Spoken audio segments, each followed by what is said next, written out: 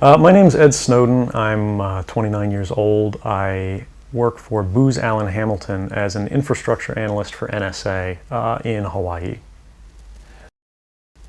What are some of the positions that you held previously within the intelligence community? I've been a systems engineer, systems administrator, senior advisor for the Central Intelligence Agency, solutions consultant, and a telecommunications information systems officer.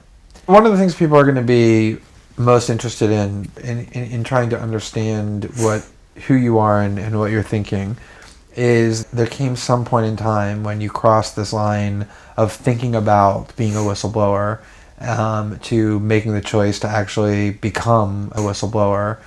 Walk people through that decision-making process.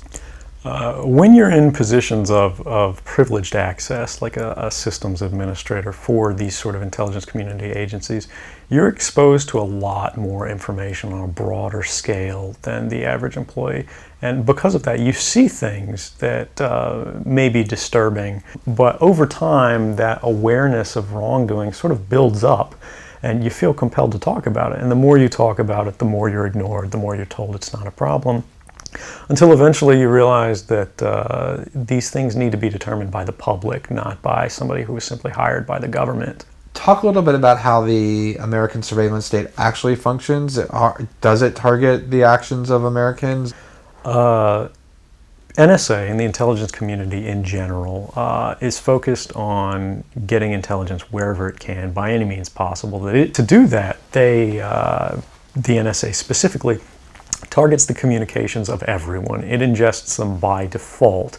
It collects them in its system, and it filters them, and it analyzes them, and it measures them, and it stores them for periods of time. They're collecting your communications to do so. I, sitting at my desk, certainly had the authorities to wiretap anyone, from you or your accountant to a federal judge to even the president if I had a personal email. One of the extraordinary parts about this episode is that usually whistleblowers do what they do anonymously and take steps to remain anonymous for as long as they can, which they hope often is forever.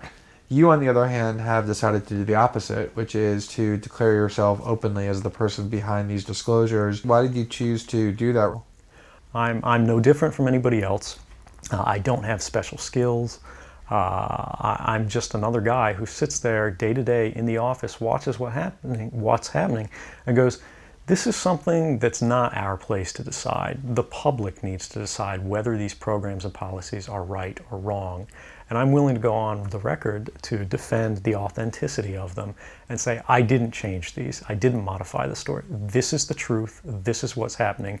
You should decide whether we need to be doing this. Have you given thought to what it is that the U.S. government's response to your conduct is in terms of what they might say about you, how they might try to depict you, what they might try to do to you? Yeah, I could be, rendered by the CIA. I could have people come after me, or any of their third-party partners. They work closely with a number of other nations, or they could pay off the triads, or any of their agents or assets.